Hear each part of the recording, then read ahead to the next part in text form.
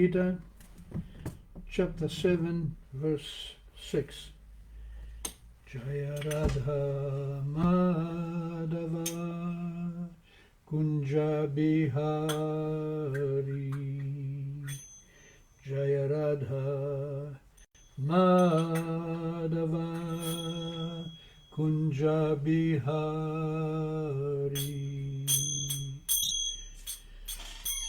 Gopi Janaballabha Girivaradhari, Jaya Gopi Janaballabha Girivaradhari, Yashodanandana Braja Janaranjana, Yashodanandana Braja Janaranjana, Yamuna Tira Banachari, Yamuna Tira Banachari, Jaya Radha Madhava Kunja Bihari, Jaya Radha Madhava Kunja Bihari, Jaya Gopi Janaballabha Girivaradhari, Jaya Gopi Janaballabha Girivaradhari, Yashodanandana Braja Janaranjana, Yashodanandana Braja Janaranjana, Jamuna Tira Banachari, Yamuna Tira Banachari, Jaya Radha Madhava Kunja Bihari, Jaya Radha Madhava Kunja Bihari, Jayam Vishnupada Paramahansa Paribhajakachaja Astotara Sata Shri Srimad A.C. Bhaktivedanta Swami Srila Prabhupada Ki Jai, Ananta Koti Vaishnava Vrinda Ki Jai, Namacharya Srila Haridas Thakur Ki Jai, Prem se kaho Shri Krishna Chaitanya Prabhu Nityananda, Shri Advaita Gadadhar Shri Vasari Gaura Bhakta Vrinda Ki Jai, Shri Shri Radha Krishna Gopa Gopinath Shyama Kunda Radha Kunda Giri Govardhan Ki Jai, Vrindavan Mathura Dham Ki Jai, Navadip Mayapur Dham Ki Jai, Jamuna Mai Ki Jai, Ganga Mai Ki Jai, Bhakti Devi Ki Jai, Tulsi Devi Ki Jai, Samaveta Bhakta Vrinda Ki Jai. All glories to the assembled devotees. All glories to the assembled devotees. All glories to the assembled devotees. All glories to Shri Shri Guru and Gauranga. Bhagavad Gita, chapter 7, verse number 6. Etadyonini bhutani sarvanityupadaraya aham kritsnasya jagataha prabhava pralayastata. Etadyonini bhutani sarvanityupadaraya aham kritsnasya jagataha prabhava pralayatata. Etadyonini bhutani sarvanityupadaraya aham krishnasya jagataha prabhava pralaya tatha. Etad, these two natures, yonini, source of birth, bhutani, everything created, sarvani, all, iti, thus, upadharaya, no, aham, I, Krishnasya, all-inclusive, Jagataha, of the world, Prabhavaha, source of manifestation, Pralaya, annihilation, Tata, as well as. Translation and purpose by Srila Prabhupada. Of all that is material and all that is spiritual in this world, know for certain that I am both its origin and dissolution. Purport. Everything that exists of matter and spirit is produced of matter and spirit. Spirit is a basic field of creation, and matter is created by spirit. Spirit is not created at a certain stage of material development. Rather, this material world is manifested only on the basis of spiritual energy. This material body is developed because spirit is present within matter. A child grows gradually to boyhood and then to manhood because of that superior energy, spirit soul, being present.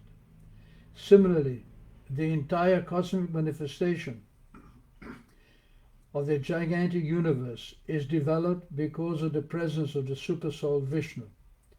Therefore, spirit and matter, which combine together to manifest this gigantic universal form, are originally two energies of the Lord, and consequently, the Lord is the original cause of everything. A fragmental part and parcel of the Lord, namely the living entity, may, by manipulation of material energy, construct a giant skyscraper, factory or city, but he cannot create matter out of nothing, and he certainly cannot construct a planet or a universe. The cause of the universe is the Supersoul, Krishna, the supreme creator of all individual souls and the original cause of all causes. As the Katha Upanishad confirms, Nitya Nityanam Chetanas Chetananam Etan Yohini Bhutani Sarvaniti Upadaraya Aham Krishnasya Jagataha Prabhava Pralayastata. So this is a very straightforward verse, very simple. Krishna puts the whole picture in 4 lines. Everything is coming from him, whether it's spiritual or material. He is the origin of everything. In fact, spiritual is the most important thing of the creation. Matter is not as important because matter cannot act without spirit. There is no example that from matter spirit has arisen. Although that is the opinion, or that is the proposal presented by modern science, is that at some point spirit was generated from matter. But that proposition cannot be proved in any practical way. You cannot, no matter how much matter you have, you can manipulate it in any way you want, but from that matter, spirit cannot be produced. In fact, without spirit, matter cannot move. You may create a gigantic machine, big airliner, 747 airliner, but if the pilot isn't there, if some spiritual spark isn't there, that aeroplane will sit in the hangar forever. It will not move on its own. Even when there is a computer program created that controls the machine, there has to have been a spiritual cause to create the program. The programmer, he is a spiritual entity, and he creates the program, and then the program works on its own. But without the original spirit creator, that program cannot come into existence. Therefore, Krishna says here, matter or spirit, it doesn't matter. Everything comes from me. The business of life is to understand that. If we understand that matter and spirit both come from Krishna, then everything becomes easily understandable. That is the key. The key of knowledge is to understand that Krishna is the source of everything. And he repeats this throughout the Bhagavad Gita. For example, in the 10th chapter, the 4 most important verses of the Gita are cited by Krishna. And he begins by saying, Aham sarvasya prabhavo matta sarvam pravartate. So, sarvasya means everything. Aham sarvasya prabhavo. Prabhavo means to manifest. So, everything is manifested from me. Mattaha, from me, sarvam, matta sarvam pravartate. Everything is coming from me. Iti matva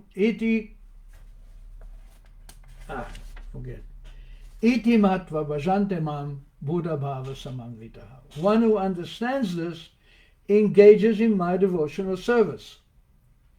It's just like a servant. A servant is working in the house of the master, but the servant,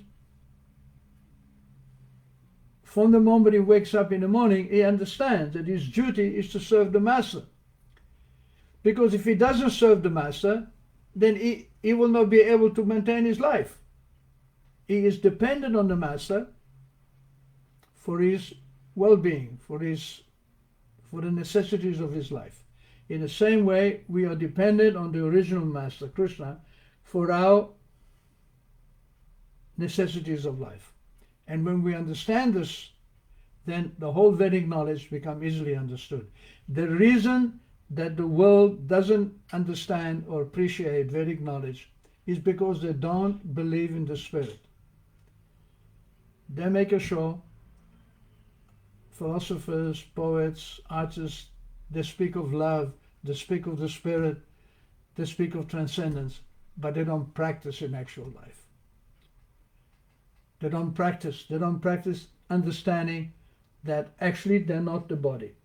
And Krishna, right in the 2nd chapter, he begins, Dehinusmin yata dehe komaram yovanam jara. The Dehina, the spirit soul, is within the body and remains there when the body changes through Komara, childhood, Yovana, youth, and Jara, old age. The body goes through these 3 changes, from childhood to youth to old age. But the Dehina, the one within the body, is always there. Just like if I look at a picture of myself when I was a child, and I can say, that is me on the picture. But that body in that picture is gone. In fact, according to what I've heard from science, that every 7 years, or every regular time, every cell in the body is changed. So the body is always changing itself, renewing itself, but we remain the same. So tata dehantra prapti, Krishna says, that in the same way that the soul is moving through, that the soul is there while the body is moving through its different manifestations of youth, old age, childhood, youth, and old age. Similarly, at the moment of death, the soul continues into another body. And dhiras tatra namuyati. Those who are dhiras, those who are fixed, are not bewildered by such a change. Everybody is terrified of death. Everybody is afraid of death.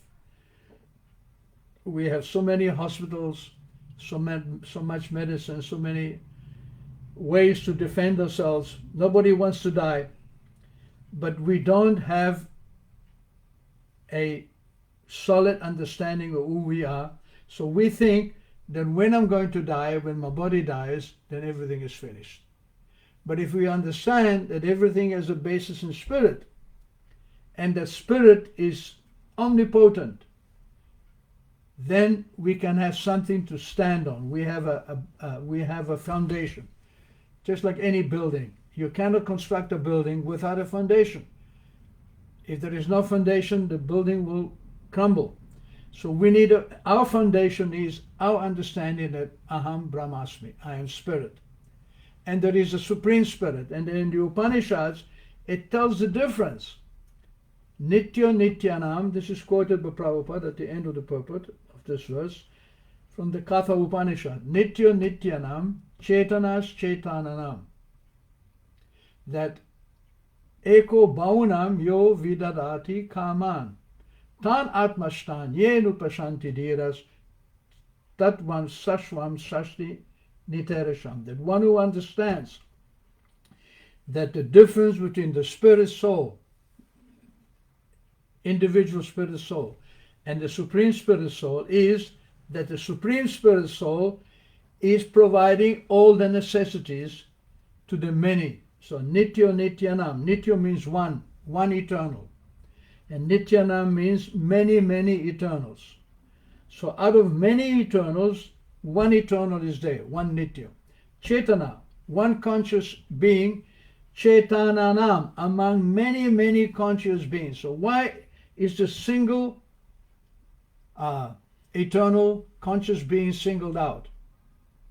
Then it explains in Upanishad, Eko Bahunam, that one conscious eternal being, Eko Bahunam, Yo Vidadati Kamam, is satisfying all the needs of all the others.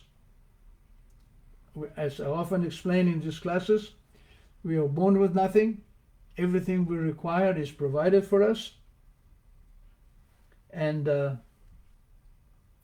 that provider is Krishna. When we understand that,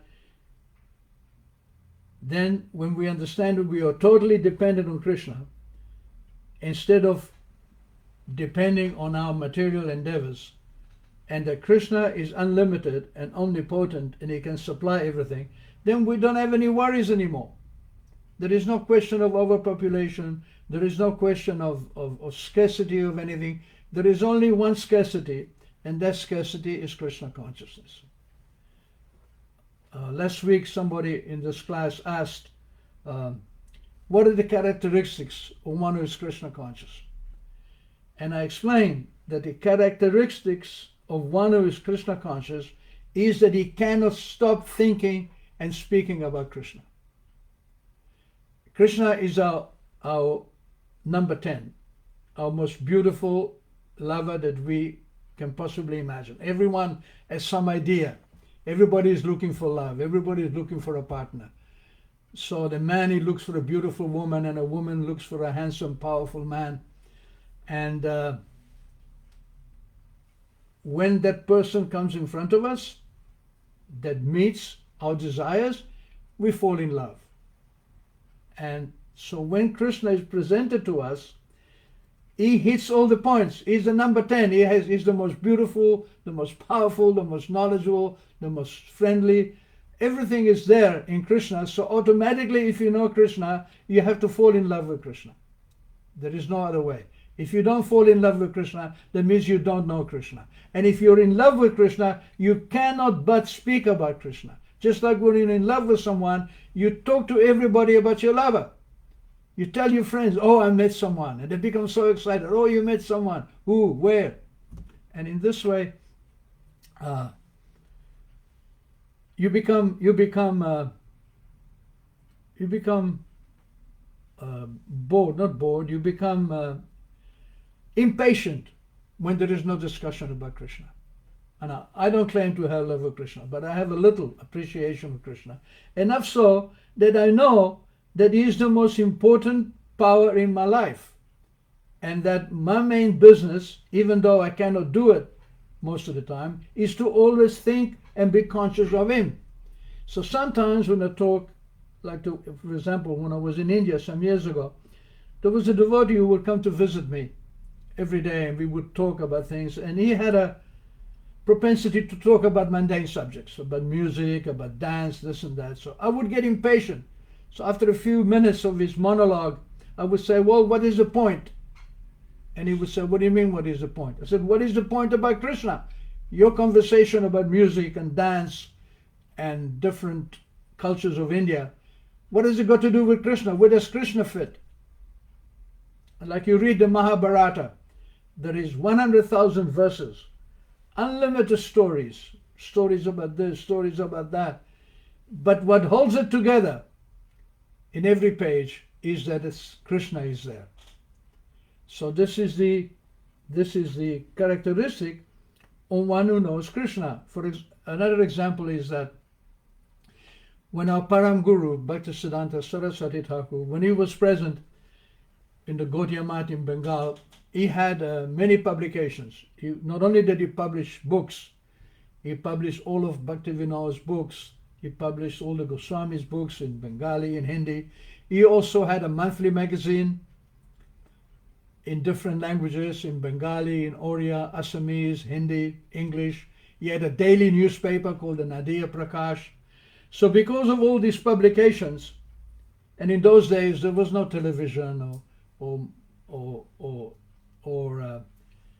there was no television, there was no digital media. Everybody read books, newspapers, magazines. That was the main vehicle for transmitting knowledge. So because he was publishing so many magazines, and because they were about spiritual subject matter, and because spiritual subject matter is very prominent in India, many people would write and say, oh, please, I'm enclosing an article, please publish it in your monthly magazine or publish it in your daily newspaper. So many such articles would arrive in the post.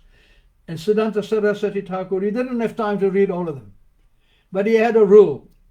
Somebody would come to him and say, Maharaj, somebody has written a very nice article. Should we publish it or not? And he would say, well, how many times in the article does the author mention Krishna? And the servant would say, well, so many times. He said, well, if he mentions Krishna more, then you can publish the article. He didn't read the article. Just his standard was, how many times was Krishna mentioned? Because that is the sign of somebody who loves Krishna, because he talks about Krishna. So, therefore, it is recommended, Shravanam Kirtanam Vishnu, that we should hear and chant about Vishnu. Because that's the reality. The more we chant about Krishna, the more we become Krishna-ized. We develop in the same qualities as Krishna. Just like if I associate with drunkards, then I become a drunkard. If I associate with drug addicts, then I become a drug user. It's natural. If you associate with Krishna, you get all the good qualities.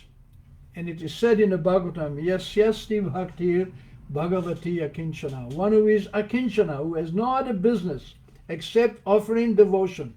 Bhakti means love and affection to Krishna. Sarvai gunai statra samasati suraha. That person gets all the good qualities of the demigods. Just like if I take a piece of iron and I put it in a fire, then the iron becomes hotter and hotter. It becomes red hot, white hot, and at a certain point that iron rod becomes just like fire. You touch anything with a rod, it burns. Although it is iron, it has become permeated by fire. So in the same way, if we associate with Krishna by hearing and chanting, Shravanadi Sudha Chitta, beginning with hearing, we purify our chitta, our consciousness. Shravanadi Sudha Chitta Karayodoi. So this Krishna Bhakti or Krishna, love of Krishna, the qualities of Krishna become manifested in our heart by hearing and chanting. This is the process. And the reason that works is that Krishna is not just like a huge fire. Just like the reason that the iron becomes red hot is because of the fire. So the reason that we become free, that the reason that we uncover our original propensity to love Krishna, the reason that we uncover our original identity, the reason that we regain our memory as servants of Krishna is because Krishna is like a purifying fire, and he melts away all the misconceptions in our heart. It's very simple. So, Vasamsi jirnaya yata vihaya, just like when the anyani samyati navani day, just like when the clothes become old and worn or dirty, we put fresh clothes. So when the body becomes old and useless, we get a new body. Understand, this is the main problem of life. Problem of life is not how to eat and sleep. Problem of life is birth, old age, disease, and death. That is a problem. And Krishna says it doesn't matter where you go in this universe. Brahma, beginning with Brahma Loka, Bhuvanar Loka, Brahma Bhuvanar Loka, from Brahma Loka to Bhuloka, where we are living, Punar Avartino Arjuna. Arjuna, my dear friend, Krishna says, from the topmost planet to the bottommost planet is a place where we keep coming back. Punar Avartino. But Mamupetya, one who achieves me, two, however, one who achieves me, Punar Janmana Vidyate, doesn't have to take another birth. Or if you take another birth, you take a birth which is progressive. You don't go down. This process is so powerful that if you actually take an interest in your spiritual life, then Krishna will help you. He will guide you. And even if you take another birth, you will not be the loser. You will continue. If you've achieved 10% spiritual knowledge in this life, you're guaranteed to start in the next life at 11%. You don't lose the 10%. Why is that? Because whatever percentage of Krishna consciousness that we develop, that is reality. That is awakening us from the amnesia, from the dream of illusion. It is the reality. And once you know some reality, you don't lose it. It's because that's who you really are. The reality is that we are eternal servants of Krishna. Even if we understand only 10% that we are servants of Krishna, we will carry on from that 10% because spiritual knowledge is always more powerful than material knowledge. It always comes first. We take another birth according to our spiritual knowledge. That is never lost. So Krishna in the Gita says, Neha Bikrama Nashvasti. In this endeavor there is no loss. Pratyavayu na vidyate. There is no diminution. Swalpam api, even though Swalpam, we do very little advancement. Trayate Mahato Bhahat. We become Trayate Mahato Bhayat. We become free from the Mahabhaya, the great fear of losing this human birth. We may have material desires, and we'll take another birth to satisfy these material desires, but along with these material desires, if we have some spiritual advancement, that comes with us. That is never lost. Thank you very much. So we have some comments.